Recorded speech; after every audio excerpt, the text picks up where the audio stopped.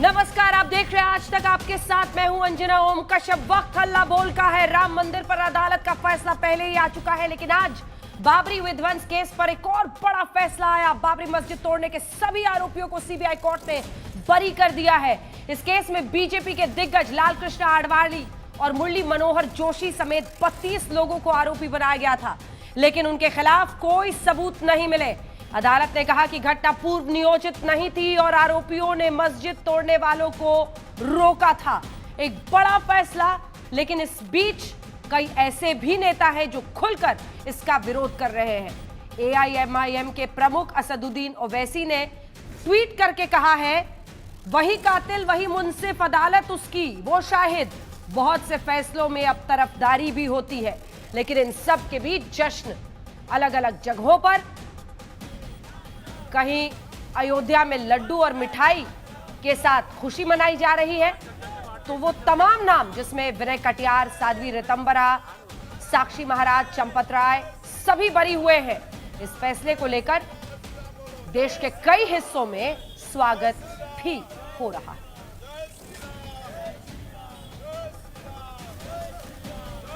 आइए आपको सुनाते हैं मुरली मनोहर जोशी और लालकृष्ण आडवाणी इस ऐतिहासिक वर्डिक्ट पर क्या कह रहे हैं। कि आज के अवसर के लिए जय श्री राम, जय श्री राम, जय श्री राम, जय श्री राम। जी हाँ, ये तो एक ऐतिहासिक निर्णय दिया है सीबीआई की कोर्ट ने लखनऊ में, और मैं समझता हूँ इससे सारा देश प्रसन्न है। जो निर्णय हुआ है और 28 वर्ष तक जिसको सीबीआई पूरे देश भर से साक्ष्य जुटाने में लगी रही, उसके बाद ये निर्णय आया है। और ज़्यादातर तो विद्वान न्यायाधीश ने सब बातें स्पष्ट कर दी हैं। हमें तो स्पष्ट साफ उस समय भी स्पष्ट था कि हमने कोई काम ऐसा नहीं किया, और अब तो कोर्ट का फैसला आ गया है। तो खुशी जाहिर करते हुए जय श्री राम बोला लालकृष्ण आडवाणी ने, और मुरली मनोहर जोशी ने कहा कि गलत हमने पहले भी नहीं किया था, लेकिन अब तो कोर्ट का ही फैसला आ गया है। कल्याण सिंह से लेकर रामविलास वेदांती, ये सभी लोग जो इसमें आरोपी बनाए गए थे वो सभी बरी हो गए हैं। महंत नृत्य गोपाल दास, आपने देखा होगा जब राम मंदिर की नींव रखी जा रही थी वहां पर सक्रिय थे। उमा भारती, साध्वी ऋतंबरा, विनय कटियार, ये ऐसे नेता माने जाते हैं जो इस पूरे आंदोलन के, राम मंदिर आंदोलन के शीर्ष पर रहे, बल्कि शुरुआत से उसका नेतृत्व किया। साक्षी महाराज, आचार्य धर्मेंद्र, बल्कि आचार्य धर्मेंद्र ने यह खत्म होने के बाद कहा कि अभी तो बस झांकी है, काशी मथुरा बाकी है। चंपत राय, महंत धर्मदास, तमाम लोग बरी हो गए। आइए आपको सीधे लिए चलते हैं। सबसे बड़ी टक्कर इस मुद्दे पर हम करेंगे। गौरव भाटिया जी हमारे साथ, नेता भारतीय जनता पार्टी के जुड़ रहे हैं, और खास मेहमान असदुद्दीन ओवैसी साहब, अध्यक्ष एआईएमआईएम के हमारे साथ जुड़ रहे हैं। ओवैसी साहब, वही कातिल वही मुंसिफ, अदालत उसकी वो शाहिद। बहुत से फैसलों में अब तरफदारी होती है, या असदुद्दीन ओवैसी जी को ही हर फैसले में, हर अदालत के फैसले में अब तरफदारी दिख रही है? देखिए, मेरा मानना यह है कि ये जो अदालत का फैसला आया है, ये भारत की अदालत की तारीख का एक काला दिन है। मैं इसलिए ये बात कहता हूं क्योंकि सब लोग ये भूल रहे हैं कि 6 दिसंबर 1992 को तो वहां पर लोग जमा हुए थे। वो कैसे जमा हुए, किसने परमिशन दिया था? सुप्रीम कोर्ट ने दिया था। किसने वादा किया था कि मस्जिद को तोड़ा नहीं जाएगा? कल्याण सिंह की गवर्नमेंट ने।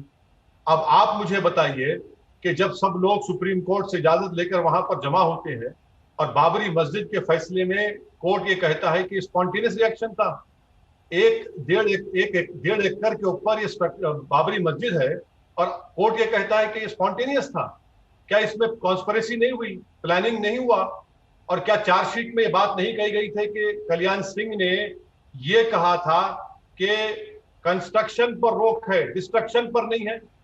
क्या चार्जशीट में यह भी नहीं कहा गया था कि आडवाणी 5 दिसंबर की रात को विनय कटियार से मुलाकात की? आप ये सब चीजें वहां पर हैं, तो फिर आखिर मस्जिद किसने शहीद की? कौन मस्जिद को तोड़ने का जिम्मेदार है? आप तो एक काबिल वकील हैं ओवैसी साहब, आप तो एक काबिल वकील हैं। कोर्ट ने फर्क किया है। मैं मेरी एक बात सुनिए। अगर मैं आज तक के ऑफिस पे कॉल देता हूं कि कल आज तक के ऑफिस पर हाँ सुप्रियो के खिलाफ धरना होगा, हाँ और धरना होता है और वहां पर आज तक के 2-3 ओबी वैन्स को जला दिया जाता है, तो आप कॉल करने वालों को जिम्मेदार खड़ा करेंगे या फिर करने वालों को करेंगे? लेकिन मैंने कॉल किया है, मैंने कॉन्स्पिरेसी की है, आप बताइए फिर कैसे लोगों पर केस नहीं साबित हो सकता है? अयोध्या पहुंचने का कॉल किया गया था ना। ठीक है वकील साहब, ठीक है, अब मेरी बात भी सुनिए। कोर्ट ने फर्क किया है आंदोलन करने में, लोगों को बुलाने में, और दूसरी तरफ मस्जिद को तोड़ने में। कोर्ट ने तो उल्टा ये कहा है ओवैसी साहब कि इन लोगों ने रोकने की कोशिश की। अब इस पर क्या कहिएगा? कोर्ट ने रोकने की कोशिश की, लोगों ने, इन नेताओं में से कुछ ने रोकने की कोशिश की कि मस्जिद को मत ढाइए। मेरे पास वीडियोस है, मैं कल डालूंगा, जिसमें साध्वी रितांबरा कह रहे हैं कि एक धक्का और दो, बाबरी मस्जिद शहीद तोड़ दो। मेरे पास वीडियोस हैं कि उमा भारती मुरली मनोहर जोशी से बगलगीर हो रही है, उनको मीठा खिला रही हैं, रोक रहे थे वो। अडवाणी साहब की जो सिक्योरिटी में जो विटनेसेस थे, मैं सलाम करता हूं पुलिस ऑफिसर्स को, उन्होंने जाकर कोर्ट में कहा कि इन लोगों की साजिश, कॉन्स्पिरेसी और प्रोवोकेटिव स्पीच की वजह से मस्जिद शहीद हुई। वो मीडिया के लोग जिनको सलाम करता हूं, फ्रेटर्निटी को, जो अपनी जान को खतरे में डालकर वो एविडेंस दिए। कोर्ट ने इन तमाम को डिसरिगार्ड कर दिया। क्या ये बात सच नहीं है मैडम कि सुप्रीम कोर्ट ने सिविल डिस्प्यूट केस में कहा था कि ये एक मुनज्जम साजिश थी, कॉन्स्पिरेसी थी और एक रिलीजियस प्लेस को तोड़ा गया? क्या सुप्रीम कोर्ट ने कहा गया कि नहीं कहा कि नेशनल शेम है, क्रिमिनल एक्ट है, egregious violation of rule of law है? सीबीआई कोर्ट ने सबको भूल गया, कोई एविडेंस को नहीं लेते। आप क्या पैगाम देना चाह रहे हैं भारत की जनता को इस जजमेंट के जरिए से? अब आप कह रहे हैं कि इस कोर्ट के किसी फैसले पर इस देश में यकीन नहीं किया जा सकता, क्योंकि आपने सीधा लिखा है बहुत से फैसलों में अब तरफदारी भी होती है। तो क्या आप कह रहे हैं कि अब न्याय प्रक्रिया पर आम हिंदुस्तानी विश्वास ना करें? ना, मैंने हरगिज ऐसा नहीं कहा। मैंने ये कहा कि ये जो सीबीआई कोर्ट का फैसला है ये गलत है, जिसको अंग्रेजी में कहते हैं एरोनियस जजमेंट है। इसने एविडेंस को देखा नहीं, और जो ये क्यों भूल रहे हैं, मैं बार बार कह रहा हूं कि सुप्रीम कोर्ट ने इजाजत दी थी कार सेवा की, और अगर वहां पर ये लोग जमा थे, इनके प्रोवोकेटिव स्पीचेस की वजह से, इनके प्रोवोकेशन की वजह से वो मस्जिद को शहीद किया गया। ये स्पॉन्टेनियस कैसा? आप मुझे बताइए कि कितने महीने, कितने दिन की प्लानिंग की जरूरत है जिसको कहा जाए कि स्पॉन्टेनियस ना हो? ठीक है, एक सवाल कॉल किया था आवाम को, एक सवाल बुलाया था महाराष्ट्र से, देश के कोने कोने से, किसने बाबरी मस्जिद की ईंटों को लेकर मोमेंटो के तौर पर गए? और एक आज ही कोर्ट में मैडम भगवान दास नाम का एक आदमी है, उस पर एक्यूज है। कोर्ट में जाने से पहले भगवान दास बोलता है कि मैं एडमिट करता हूं कि मैंने मस्जिद को शहीद किया, और बाहर निकलता है मुस्कुराते हुए। इसको इंसाफ कहेंगे आप? इसको इंसाफ कहना तौहीन होगी इंसाफ की। लेकिन सर दूसरी तरफ भी तो ऐसे लोग हैं। गौरव जी, इसके बाद मैं फौरन आ रही हूं एक सवाल लेने के बाद। ओवैसी साहब, इकबाल अंसारी, वो बाबरी मस्जिद के पक्षकार थे, उनका मैं आपको बयान सुनाती हूं। कोर्ट ने आरोपियों को बरी कर दिया, ये अच्छी बात है, हम इसका सम्मान करते हैं। सिर्फ आप ही को क्यों पीड़ा होती है? उनको भी ऐसा लग रहा है कि जिनको बरी कर दिया है इसका वो सम्मान करते हैं। वो तो बाबरी मस्जिद के पक्षकार थे सर। तो उसका क्या मतलब? वो तो सिविल डिस्प्यूट में थे, तो क्रिमिनल केस है। अगर किसी की राय हो सकती तो मैं मान लूं क्या? क्या मैं भूल? मुझे ये बताइए, बाबरी मस्जिद किसने शहीद किया? फिर कौन जिम्मेदार है? अगर मैं वहां पर होता मैडम, और मेरी जेरे निगरानी वहां पर किसी और इबादतगाह को तोड़ दिया जाता, तो आज तक से लेकर तमाम न्यूज चैनल 24 घंटे दिखाते कि ओवैसी की मौजूदगी में ये तमाम चीजें हुई, उसने भड़काऊ भाषण दिया और वहां पर इस रिलीजियस प्लेस को तबाह बर्बाद कर दिया गया। ये एविडेंस नहीं है क्या? इसका एविडेंस नहीं मानेंगे आप? और हाशिम अंसारी होते कौन है? हाशिम अंसारी सिविल डिस्प्यूट में वो वहां पर पार्टी थे, मगर यहां पर तो इंसाफ का मामला है, क्रिमिनल केस है। अगर हाशिम अंसारी के बेटे कह रहे हैं कि भूल जाए, नहीं भूलेंगे इसको, इतना बड़ा वाकया हुआ, खतो गारतगिरी हुई, फसादात हुए, हिंदू मारे गए, मुसलमान मारे गए, लोग अपने औलाद से महरूम हो गए, और कोर्ट कहता है कि स्पॉन्टेनियस था। गौरव भाटिया, जवाब दीजिए। जमात का बच्चा भी इस बकवास पर यकीन नहीं करेगा, और इसीलिए हम कह रहे हैं कि अगर नरेंद्र मोदी इंसाफ चाहते हैं तो उनको चाहिए कि अपील करें, सीबीआई को इजाजत दें कि अपील करें, इंसाफ होना चाहिए। शहीद मस्जिद किसने किया? क्या आसमान से लोग आए? क्या जमीन से निकल कर आए? किसने किया फिर ये? गौरव भाटिया, जवाब दीजिए। आपके तमाम नेता रक्षा मंत्री से लेकर उत्तर प्रदेश के मुख्यमंत्री सब सत्यमेव जयते कह के इसका स्वागत कर रहे हैं, लेकिन वो पूछ रहे हैं कि फिर बाबरी विध्वंस के लिए जिम्मेदार कौन है? सवाल का पहला हिस्सा। आचार्य धर्मेंद्र बाहर आते ही कहते हैं अभी तो बस झांकी है, काशी मथुरा बाकी है। क्या सोच है आपकी, कहां तक जाएगा मामला?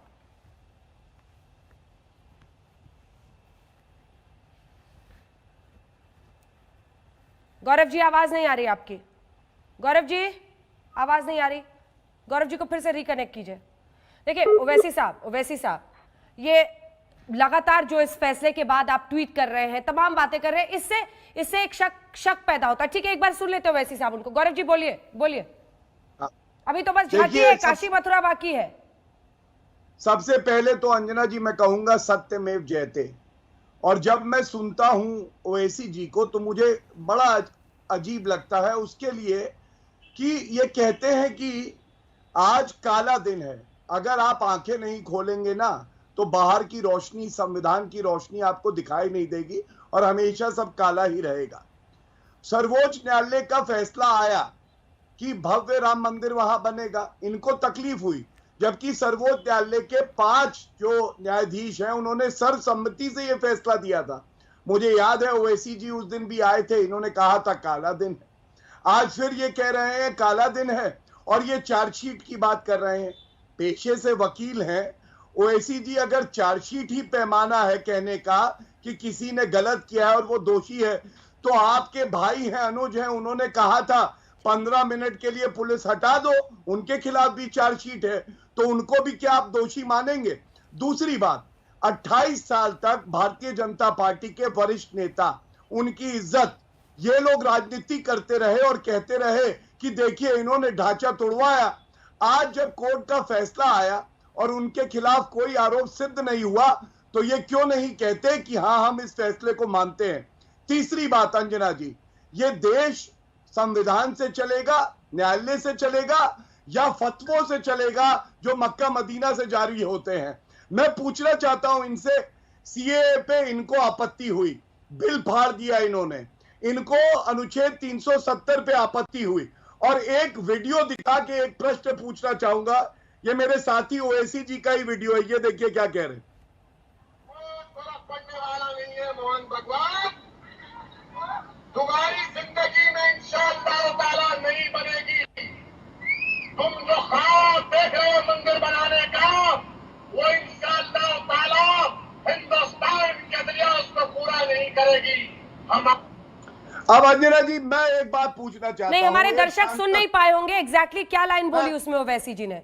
इन्होंने कहा था कि कोई ताकत ऐसी नहीं है कि भव्य राम मंदिर अयोध्या में बन जाए, और ये तब कहा था जब मामला सर्वोच्च न्यायालय में लंबित था। ठीक है, जो सांसद संविधान की शपथ लेके कहता है मैं संविधान का पालन करूंगा, तो ये इन्होंने कैसे बात कह दी कि मंदिर अयोध्या में नहीं बनेगा? जो सर्वोच्च न्यायालय तय करेगा वही इस देश को होगा। गौरव भाटिया जी, आज बड़ा सवाल है ओवैसी जी। आपने मेरे दोनों सवालों में से एक का भी गौरव जी जवाब नहीं दिया। मैं लौटूंगी लेकिन, क्योंकि इस पर जवाब ओवैसी जी से पहले ले लेते हैं। आपने मेरे दोनों सवाल का एकदम पतली गली से आप निकल लिया, आपने जवाब नहीं दिया। नहीं गौरव भाटिया, आपने काशी मथुरा पर जवाब नहीं दिया। मैं लौटूंगी। ओवैसी साहब, आपके लिए अयोध्या, राम मंदिर, बाबरी पॉलिटिक्स है, सीधा आरोप।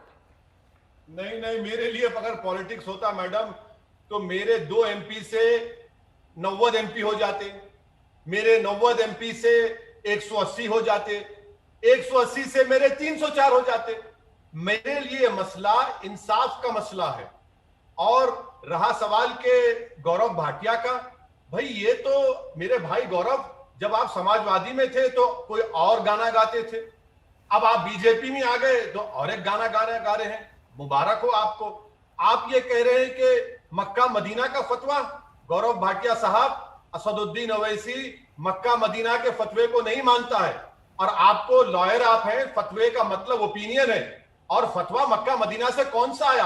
हाँ, एक फतवा जरूर आया था जिसकी बुनियाद पर नरेंद्र मोदी को सऊदी अरब ने अपना हाईएस्ट सिविलियन अवार्ड दिया था। क्या वो भी फतवा गलत था? अब सुन लीजिए, अब आपने मेरी स्पीच को सुनाया, जरा कम से कम झूठ बोलने का सलीका सीख लीजिए। मैंने कहा था कि कोर्ट इसकी इजाजत नहीं देगा।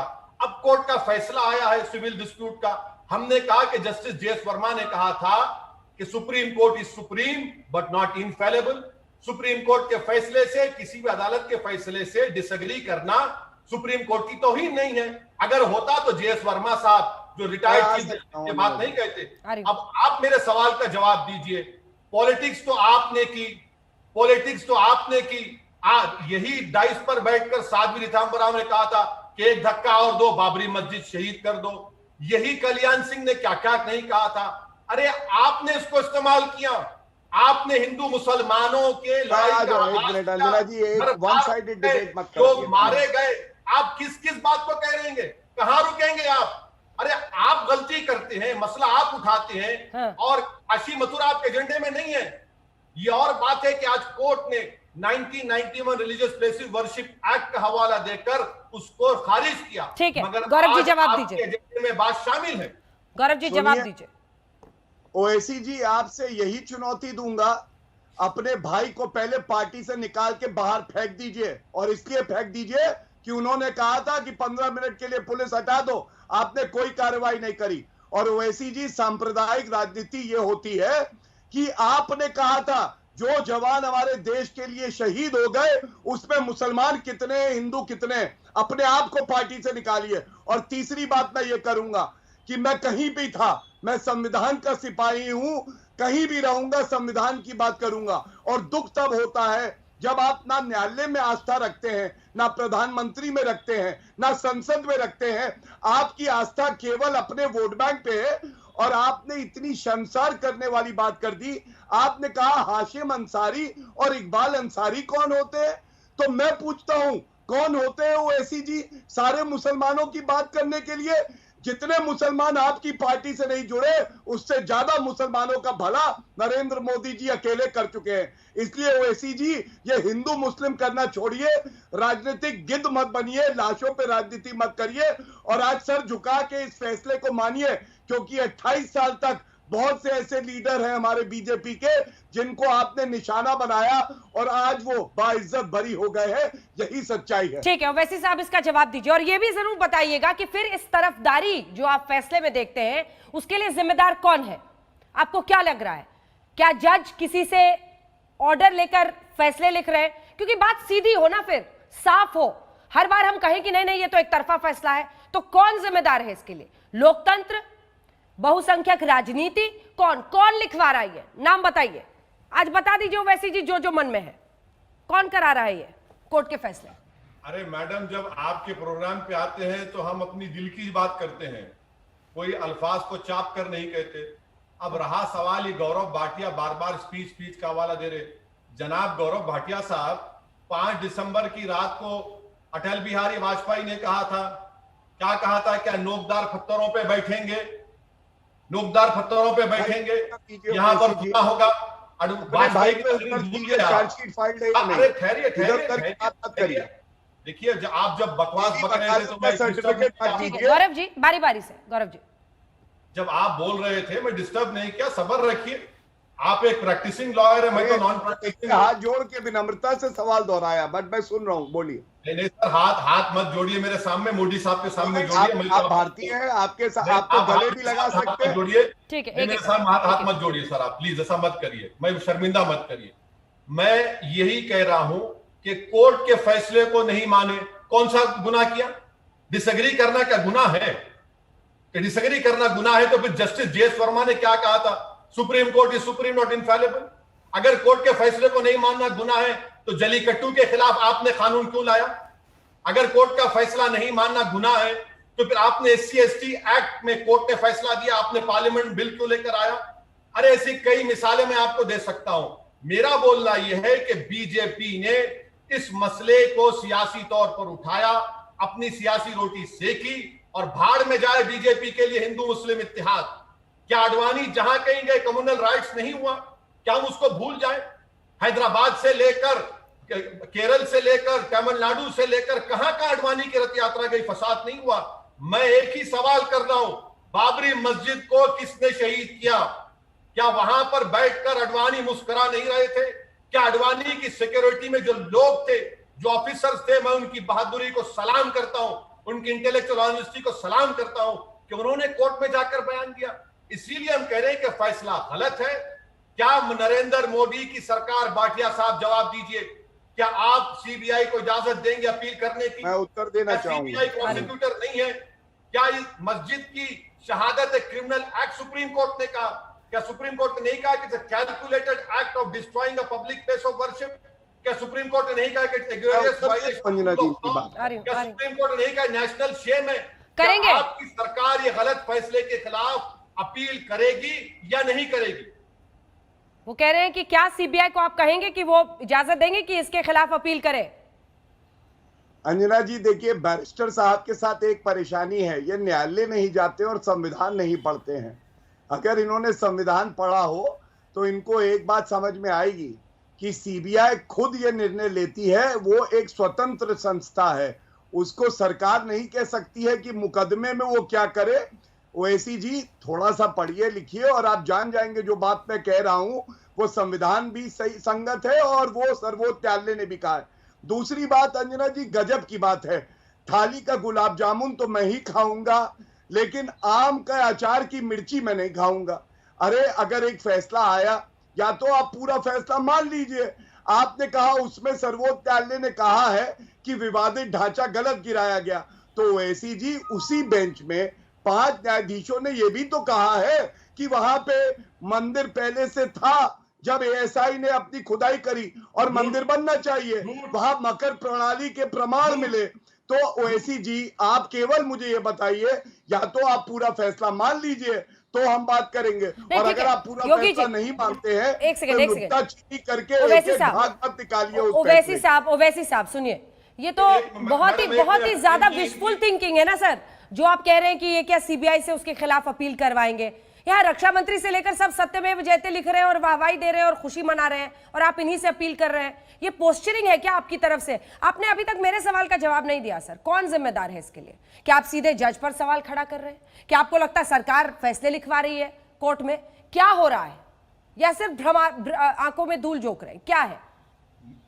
मैडम देखिए, मैं इतना बीजेपी से मेरे करीबी ताल्लुकात नहीं है जितना आपके या आपके लोगों के हो सकते हैं। मेरे को नहीं मालूम जजमेंट लिखा है या लिखा गया है, मगर कोई जजमेंट तो लिखा नहीं सकता पॉलिटिकल पार्टी।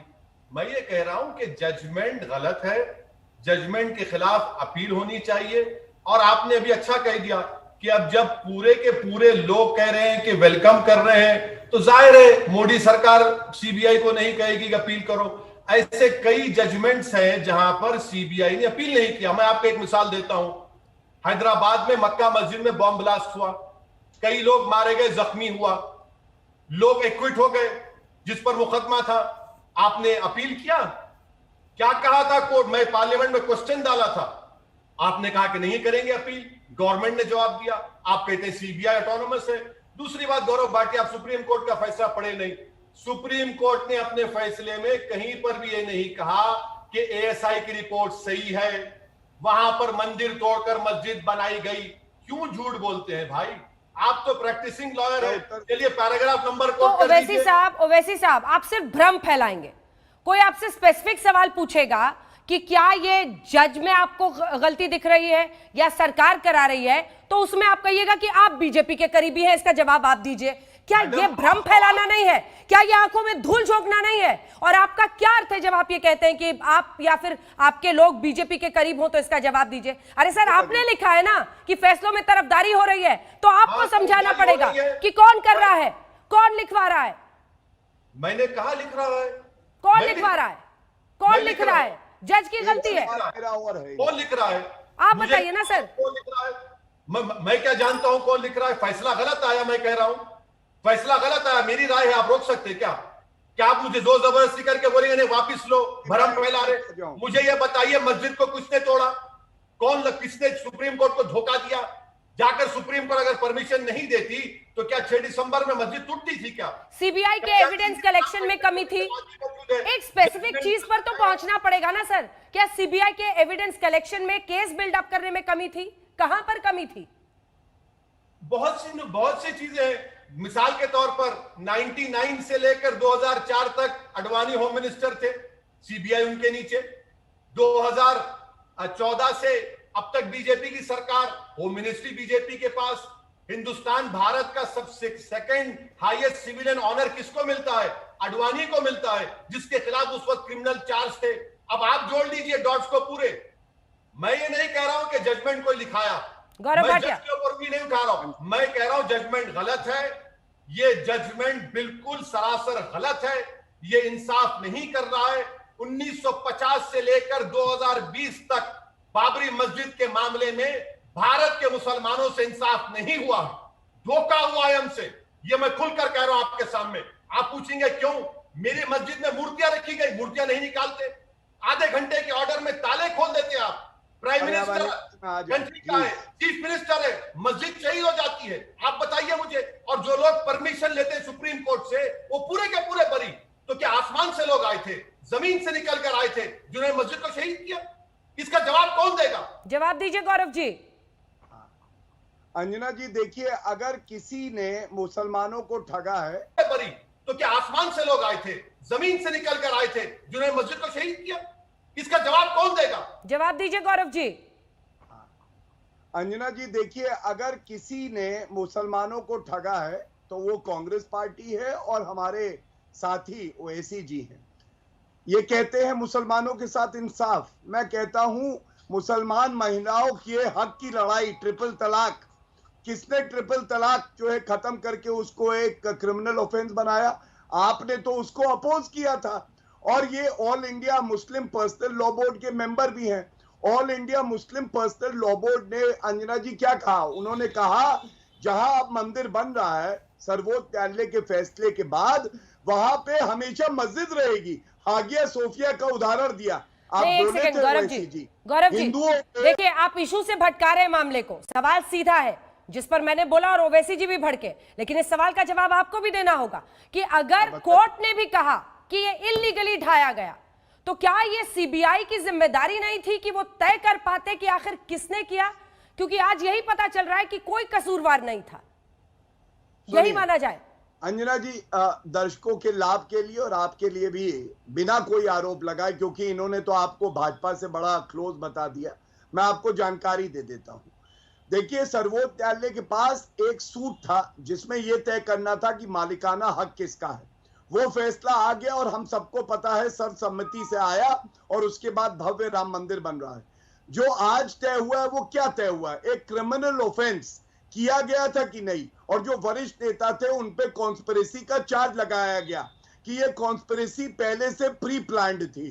कोर्ट ने ये माना और तमाम दस्तावेजों से 2000 पेज का जजमेंट देने के बाद उन्होंने कहा कि नहीं, ये प्री प्लान नहीं थी, ये स्पॉन्टेनियस थी, उकसाया नहीं गया। जो वरिष्ठ नेता है उन्होंने भीड़ से कहा संयम बरतो, ये आया है फैसले में। अब जैसे ओवैसी जी की राय है वैसे किसी नागरिक की राय है। ओवैसी किसी नागरिक से ज्यादा महत्वपूर्ण नहीं है या उनसे ज्यादा जो है वरिष्ठ नहीं है। अंसारी जी को ये कहते हैं उनकी बात में दम नहीं है, अपनी बात पे सारे मुसलमानों की बात करने लगते हैं। ये अपने आप में भेदभाव दिखाता है कि ये अपने को तो अहमियत देते हैं, दूसरे लोगों को कम समझते हैं। लेकिन आपने अभी तक ये नहीं बताया कि मंदिर मस्जिद तक में कितने दिनों तक इस देश को आप उलझाएंगे। काशी मथुरा के अभी से सुर निकालने लगे हैं, इससे इनकार नहीं कर सकते।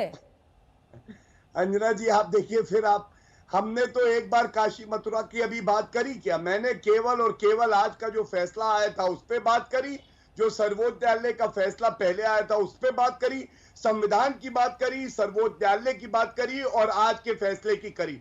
ओवैसी जी हैं जो मुसलमानों के ठेकेदारी करने लगे, फैसले लिखवाए जाते हैं ये बोल के इन्होंने पीछे 2 कदम ले लिए जब आपने सवाल पूछा। इसलिए मैं कहूंगा यही न्याय संगत होगा, यही उचित होगा कि देश के हित में इस फैसले को माना जाए और कानून को अपना काम करने दिया जाए। सबको शक की नजरों से देखना कतई उचित नहीं। ठीक है ओवैसी साहब, वो कह रहे हैं सबको शक की नजर से देखना ठीक नहीं है, कम से कम अदालतों के फैसलों को मानना पड़ेगा। नहीं, क्या आप क्या नहीं माने तो क्या यूएपीए लगा देंगे मुझ पे आप बीजेपी वाले? नहीं मानूंगा, क्या करेंगे? करिए, गोली मारेंगे, मारिए। मेरा राइट है, डेमोक्रेसी में, जमहूरियत में राइट है कि फैसले के खिलाफ बोल सकते हैं और कोई कंटेम नहीं है। रहा सवाल सीबीआई का, मैडम, मक्का मस्जिद बॉम्ब ब्लास्ट, आपके अजमेर बॉम्ब ब्लास्ट और समझौता बॉम्ब ब्लास्ट, तीनों के खिलाफ सीबीआई अपील नहीं करती। क्यों नहीं करती भाई साहब, क्यों नहीं करती? क्योंकि अजमेर के ब्लास्ट में 2 आरएसएस के वर्कर्स को कन्विक्शन हुआ, उसमें भी हैदराबाद का लड़का मारा गया। तो हमारा मानना यह है कि सीबीआई इस केस में अपील करेगी या नहीं करेगी। अब बार बार ये बीजेपी के स्पोक्स पर्सन कह रहे हैं कि ठेकेदार, मैं किसी का ठेकेदार नहीं हूं, मैं मुसलमानों का लीडर ना था, ना हूं, ना कभी रहूंगा। हाँ, आप जो पहले पार्टी में थे, मुलायम सिंह यादव जो आपके नेता थे, वो ठेकेदार बने, आप बीजेपी में आ गए। आज आप वो आप जवाब दे सकते हैं क्यों आए? क्या आपका बेस्ट आर्ग्यूमेंट है क्या ओवैसी जी? सुन लीजिए, जहां तक कांग्रेस करिए, अच्छा थोड़ी ना लग रहा है दर्शकों को कि आप इस लेवल पे उतर आए। दूसरी बार आपने करी, मैंने तो आपसे केवल संवैधानिक प्रश्न पूछे या कानूनी बात करी या राजनीतिक बात करी। अभी मैं अगर आपके बारे में व्यक्तिगत टिप्पणियां करूंगा तो आपको भी अच्छी नहीं लगेंगी। सर करिए ना, मैं आपको रोक रहा हूं कि मेरी जिंदगी खुली जिंदगी है, खुली जिंदगी है मेरी, करिए ना सर। कोई गुनाह नहीं है, मुझे तो गर्व है, मैं भाजपा में हूं, लेकिन जिस तरह के बयान आप जहरीले रोज देते हैं, आपके भाई देते हैं, उससे शर्मसार होता है देश। मैंने आपसे पूछा क्या आपने जो हमारे देश के फौजी शहीद हुए थे उसमें धर्म ढूंढा था या नहीं? आप बताइए, वो उचित है क्या? एक सेना का जवान अगर है, उसने शहादत देश के लिए दी है, किसी धर्म के लिए नहीं दी। आपका बयान चला सकता हूं। ओवैसी जी जवाब दे रहे हैं, दीजिए।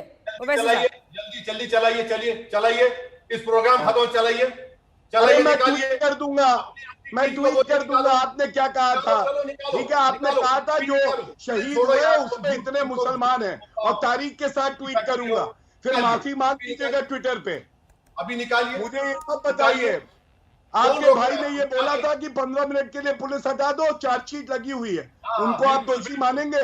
बोलिए दोषी है, पार्टी से निकाल। अटल बिहारी वाजपेयी का स्टेटमेंट चलाऊंगा कि क्या कल लोग दार पत्थरों पे बैठेंगे, इस धरती का समताल करना पड़ेगा, वो भी चलाएंगे। चलाइए, चलिए, कौन रोक रहा है आपको? अरे भाई साहब, तो आप उपस्थित, ये देखिए आप उपस्थित थे, आपकी पार्टी के लीडर वारिस पठान, उन्होंने कहा था कि हम 15 करोड़ है, 100 करोड़ पे भारी है, निकाल दिया पार्टी से आपने।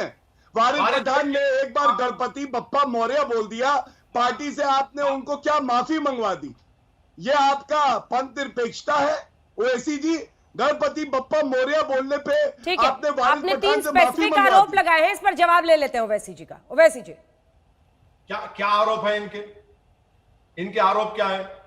मेरे आरोप ये सेना में सैनिकों का मजहब ढूंढना, आपके भाई को लेकर इन्होंने अलगाव पैदा करने के लिए आग लगाने वाली बात का आरोप लगाया। इसीलिए मुझे लगा अगर आप जवाब देना चाहें दे दीजिए। नहीं मैडम, ये तो देखिए कोई प्रोग्राम मुकम्मल नहीं होता मेरे महबूब का जिक्र किए बगैर। कोई प्रोग्राम मुकम्मल नहीं होता कि बहाओ फूल बरसाओ मेरा महबूब आया है। तो अब मैं कितना बोलूं? ये घसीटी पिसीटी कैसे बोलते रहेंगे, मेरे को उससे मतलब नहीं। आज का ओवैसी जी देखिए, हीटेड टॉपिक है और उस पर हीटेड डिबेट तो कर रहे हैं, लेकिन ये बहारों फूल बरसाओ तो आजकल आडवाणी जी के लिए भी आप लोग सब करते थे ना, क्योंकि मोदी जी के कंपैरिजन में सबको आडवाणी जी बड़े सेक्युलर लगने लगे थे। ना ना ना ना ना, कभी नहीं। अगर आज बीजेपी सत्ता में है तो सिर्फ आडवाणी की वजह से है, वाजपेयी की वजह से भी नहीं है। अगर आज मोदी प्रधानमंत्री है तो आडवाणी की वजह से है। अरे इन लोगों के नेतृत्व में तो हार गई थी बीजेपी। इस मुल्क 2004 की हार भूल गए क्या आप?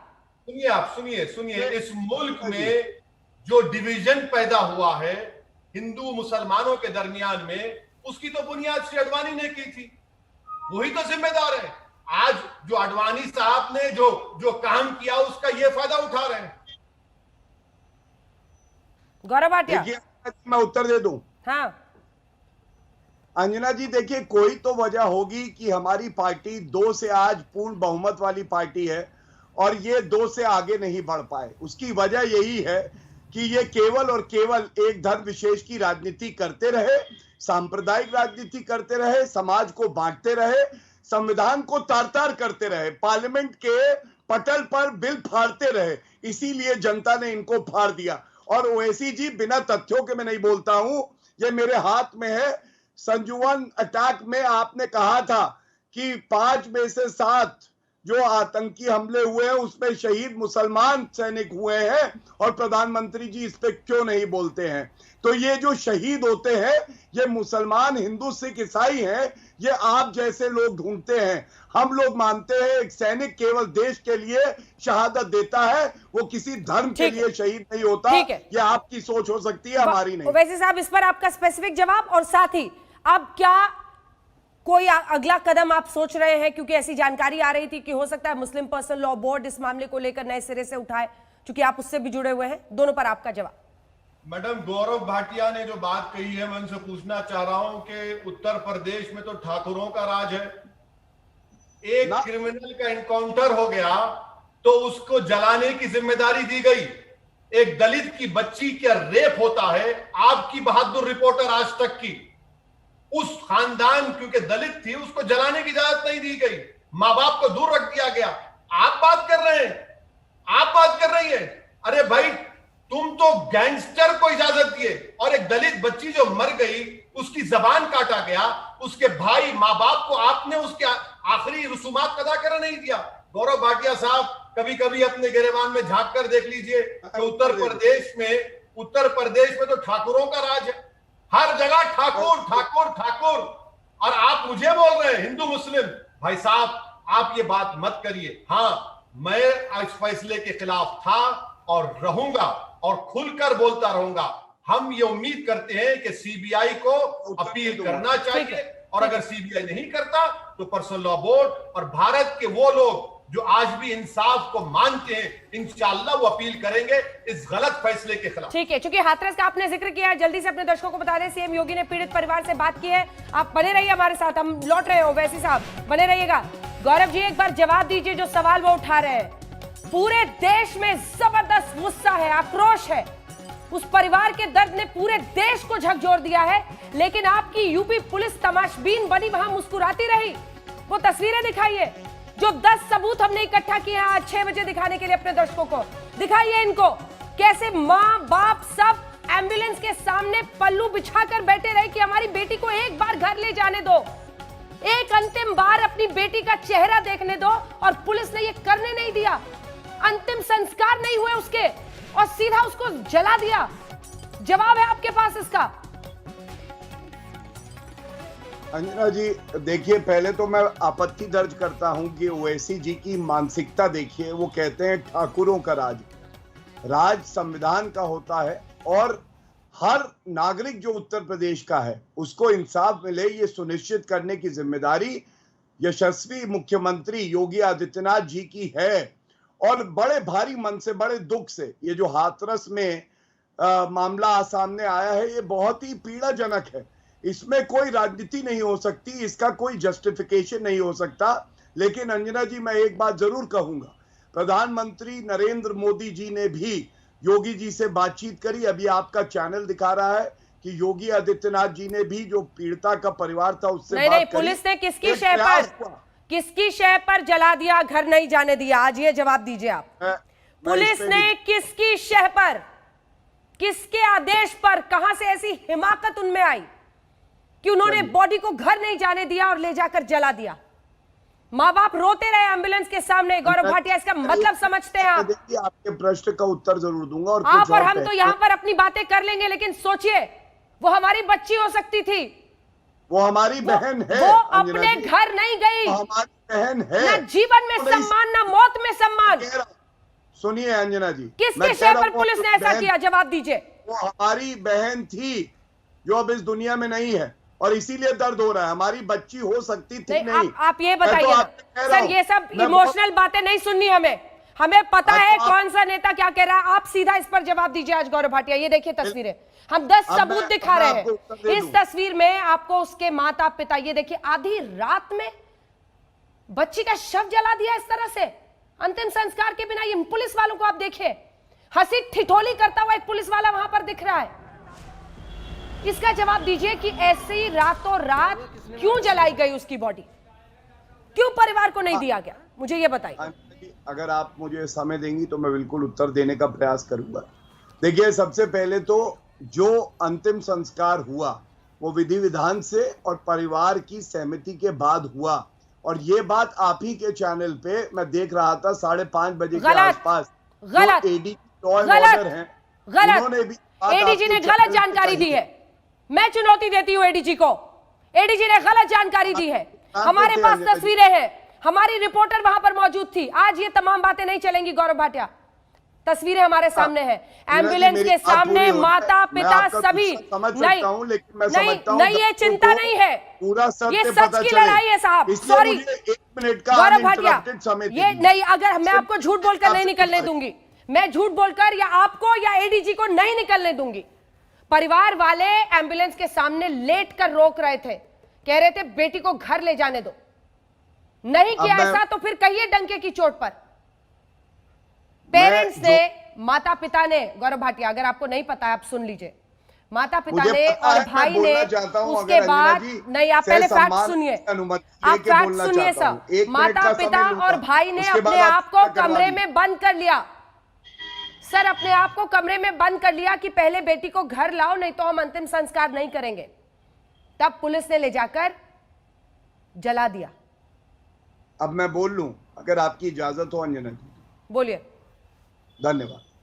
देखिए, मैंने कहा परिवारजनों की सहमति के बाद ही अंतिम संस्कार हुआ है, लेकिन कुछ परिवार वाले थे, ये बात एडीजी लॉ एंड ऑर्डर भी कह रहे थे, जो चाहते थे माता कि पिता बेटा नहीं घर थे तो पहले कोई आए। परिवार वाले और कौन होता है सर? माता पिता नहीं थे, पिता नहीं थे, कैसी बात कर रहे हैं आप गौरव भाटिया? अंजना जी, आप क्या मुझे कह रही हैं कि एडीजी लॉ एंड ऑर्डर ने आपके कार्यक्रम में आके ये बात नहीं कही है? उन्होंने कहा कोई परिवार के रिश्तेदार की परिवारजन थे, रिश्तेदार नहीं कराते, पिता कराता है अपनी बेटी का अंतिम संस्कार। पता नहीं है आपको? मुझे रात के अंधेरे में अंतिम संस्कार ऐसे किया जाता है, और अंतिम संस्कार तो ढंग से हुआ भी नहीं। जो शव था वो इस स्थिति में नहीं था कि बहुत देर तक रोका जा सके, और परिवार वालों की सहमति के बाद ही उसका अंतिम संस्कार किया गया।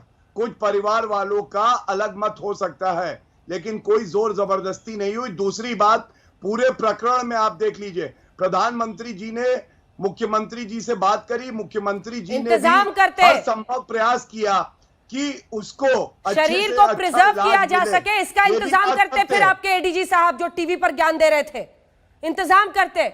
हमारे सैनिकों के पार्थिव शरीर आते हैं, 5-5 दिन बाद तक उनके गांवों तक पहुंचते हैं। ये सब बातें किसी और को समझाइएगा। सुप्रिया जी और जिग्नेश मेवानी जी को दिखाइए। सुप्रिया जी, सवाल यह है कि क्या अब इसमें सिर्फ पॉलिटिक्स होगी?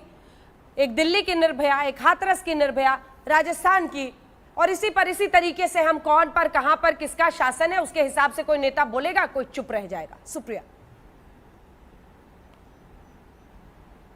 नहीं, बिल्कुल नहीं, और मैं आशा कर रही थी कि हमारे पास ज्यादा टाइम होगा इस डिबेट का, क्योंकि 34 मिनट करीब हमने बाबरी मस्जिद का डिस्कशन किया। मैं सिर्फ इतना कहूंगी, मैं आपका गुस्सा भी समझ सकती हूं, क्योंकि हम सब की बेटियां हैं, हम सब महिलाएं हैं, और हम देख रहे हैं कि हमारे सामने क्या हो रहा है। मैं 2 चीजों का उल्लेख करूंगी। उसका जिस तरह से दाह संस्कार किया गया, बिना रीति रिवाज के, बिना उसको घर की देवरी पे ले जाए, जबकि माँ बाप मानते रहे, ये कुकृत्य है, ये पाप है, और पुलिस लगातार झूठ बोल रही है। लेकिन उसके पहले जो उसके साथ हुआ, उसका उत्तरदायित्व, उसका जवाबदेह कौन है, ये बताइए मुझे। 8 दिन तक उस लड़की के गैंग रेप की एफआईआर नहीं लॉन्च होती है। वो 14 सितंबर पर उसको हमला हुआ है, और 28 सितंबर तक उसको दिल्ली नहीं लाया जाता है। वो डिस्ट्रिक्ट हॉस्पिटल के एक वार्ड में पड़ी रहती है। आप बताइए, इसका जवाबदेह कौन है? इसका जवाबदेह कौन है कि मुख्यमंत्री योगी आदित्यनाथ के जो सूचना सलाहकार हैं, जो ऑफिशियल आधिकारिक सूचना सलाहकार हैं, वो और आगरा और अलीगढ़ की पुलिस लगातार इसको फेक न्यूज बताती रही। कौन आज उसके बारे में बात करेगा? आज आप कह रहे हैं प्रधानमंत्री जी परेशान है और योगी जी परेशान है। 15 दिन बाद उनका मुंह खुलता है ऐसे जघन्य अपराध पर। यह हालत हमारी लड़कियों की, हमारी बेटियों की है उत्तर प्रदेश में। क्या बात करते हैं आप लोग? किसकी इज्जत लूट रही है? ये समझते हैं क्या आप समझते हैं अपराध का क्या मतलब है? आप आए यहाँ पे पाठ पढ़ाने। उस मां से पूछिए जो पैर पकड़ के रो रही थी, एक बार अपनी बेटी का मुंह देख लेने दो। वीडियो आपके चैनल ने दिखाया है, और गलत लोगों को कोट मत करिए। आज 1 घंटे पहले आईजी कह रहा है लड़की का रेप ही नहीं हुआ है। ये किसके इशारे पर ये सब बातें कही जा रही हैं? मैं भी उत्तर प्रदेश से आती हूँ और मैं ये जानती हूँ कि पुलिस बिना ऊपर का वरद हस्त हुए इतनी बड़ी बातें कर नहीं सकती है। एसपी साहब को कल करना चाहिए योगी आदित्यनाथ को इस सरकार से। अंजना जी, एक हंसते हुए पुलिस वाले भी दिखते हैं वहां से। ठीक है, जवाब दीजिएगा, एक बार सब लोग बोल रहे हैं, एक साथ जवाब दीजिएगा। वो तमाम जो हमने 10 सबूत बनाए हैं वो दिखाइए। परिवार एम्बुलेंस के सामने भीख मांग रहा है, माँ ऐसे आंचल फैलाए कह रही है एक बार मुझे अपनी बेटी को ले जाने दो घर। वो भी नसीब नहीं हुआ, ना जिंदगी में सम्मान ना मौत में। और ये देखिए इस हंसते हुए पुलिस वाले को, ये तस्वीर मेरा देश कभी ना भूले। पीछे बेटी की चिता जल रही है और देखिए इस पुलिस वाले को और इसकी बेहयाई को। ना ये चिता और इससे चटकती हुई चिंगारी कोई भूले और ना इस पुलिस वाले का चेहरा और इसकी हंसी। जिग्नेश मेवानी। देखिए, जिस प्रकार से पुलिस इतने दिनों तक लगातार झूठ बोलती रही, इस घटना को फेक न्यूज बताती रही, फोरेंसिक का रिपोर्ट दबाए रखा, कई दिनों तक एफआईआर लॉन्च नहीं हुआ, वो साफ तौर पे दिखाता है कि यूपी की पुलिस, यूपी की सरकार चाहती थी कि कुछ भी करके इस मामले को ठंडा कर दिया जाए। और जब बच्ची मर गई, ये 19-20 साल की बच्ची मर गई, उसकी माँ हाथ जोड़ रही है, पैर पड़ रही है, गिर गिरा रही है, आखिरी बार अपनी बच्ची का मुंह देखने को नहीं मिल रहा है। ये जंगल राज नहीं तो क्या है? इसमें केवल एसपी और डीएम नहीं, योगी आदित्यनाथ को इस्तीफा देना चाहिए। योगी आदित्यनाथ को इस्तीफा देना चाहिए। प्रधानमंत्री ने कहा था उंगा के वक्त, मारना है तो मुझे मारो, मेरे दलित भाइयों को मत मारो। अभी कहाँ है आप? एक शब्द नहीं बोले। इतने मंदिरों में घूमते हैं, कभी जीवन में किसी दलित और आदिवासी परिवार जो किसी उनके घर में बलात्कार हुआ ऐसे एक परिवार की मुलाकात ली है? इस प्रकार की घटना के वक्त भी आप विचलित नहीं हो रहे। शर्म आनी चाहिए यूपी को, योगी आदित्यनाथ की सरकार को। एक बच्ची के साथ बलात्कार होता है, गैंगरेप होता है, उसके हाथ पैर तोड़ दिए जाते हैं, उसकी जीभ को काट दिया जाता है, इतनी बड़ी घटना होती है और इस मामले को दबाने की और गौरव जी, एसपी साहब कल से यही बोल रहे हैं आज तक पे। जिग्नेश एक सेकंड, ये आपने अच्छी बात उठाई। पहले उन्होंने ये कहा कि सबसे पहले मैं आपको बता दूं कि अब कोई प्राइवेट पार्ट्स में उसके चोट नहीं आया है मेडिकल रिपोर्ट में। पहले रेप से इनकार करने लगे, फिर कहते हैं यहां चोट नहीं आई है, वहां चोट नहीं आई है। अरे आप ये देखिए ना कि आपने इंसाफ के लिए क्या किया। उस बच्ची की जान चली गई। मेरे पास वो पूरी बातचीत है एसपी की जिसमें उन्होंने कहा, गौरव भाटिया, कि गले में थोड़ी सी चोट लग गई थी। जान चली जाती है चोट लगने से, क्यों इनकार करते हैं? बॉडी जलाकर सोचा कि इसके बाद तो पूरा ठंडा हो जाएगा मामला। गौरव जी। हाँ जी, धन्यवाद अंजना जी।